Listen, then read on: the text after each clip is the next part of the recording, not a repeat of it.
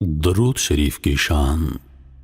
روایات میں آتا ہے کہ ایک دن حضور نبی کریم صلی اللہ علیہ وآلہ وسلم نے صحابہ کرام کے سامنے پل صراط کے حالات بیان فرمائے کہ پل صراط بال سے زیادہ باریک، تلوار سے زیادہ تیز ہے، آگ سے زیادہ گرم ہے بھی انتہائی اندھیرے میں۔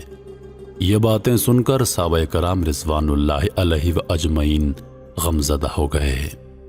صحابہ کرام کو غمزدہ دیکھ کر حضور نبی کریم صلی اللہ علیہ وآلہ وسلم بھی غمزدہ ہو گئے کہ میری امت کے لیے پل صراط پار کرنا کتنا مشکل مرحلہ ہوگا۔ یہاں تک کہ حضور نبی کریم صلی اللہ علیہ وآلہ وسلم کی آنکھوں سے آنسو جاری ہو گئے۔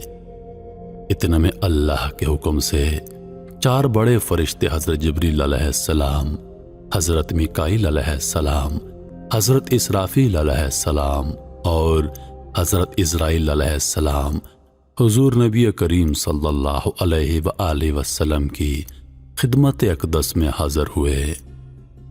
حضرت جبریل امین علیہ السلام نے عرض کیا، یا رسول اللہ صلی اللہ علیہ وآلہ وسلم، آپ کا جو امتی آپ پر درود پاک پڑے گا، میرا وعدہ ہے میں اس کا ہاتھ پکڑ کر اسے بجلی کی طرح پل صراط پار کروا دوں گا۔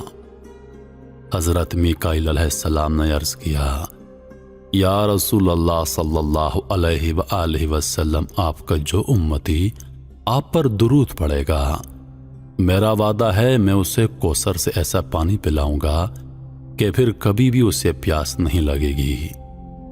حضرت اسرافیل علیہ السلام نے عرض کیا، یا رسول اللہ صلی اللہ علیہ وآلہ وسلم، آپ کا جو امتی آپ پر درود پڑے گا، میرا وعدہ ہے میں اس کی مغفرت کے لیے اتنا لمبا سجدہ کروں گا کہ جب تک اللہ رب الکریم اس کی مغفرت نہیں فرمائے گا میں سجدے سے نہیں اٹھوں گا۔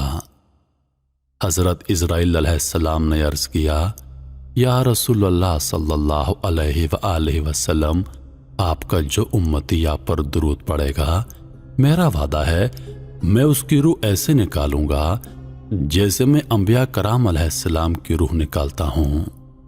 اللہ اکبر۔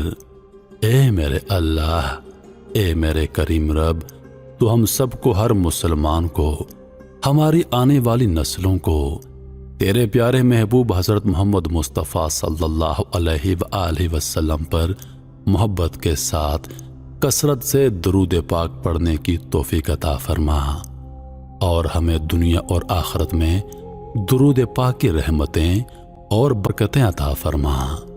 آمین ثم آمین۔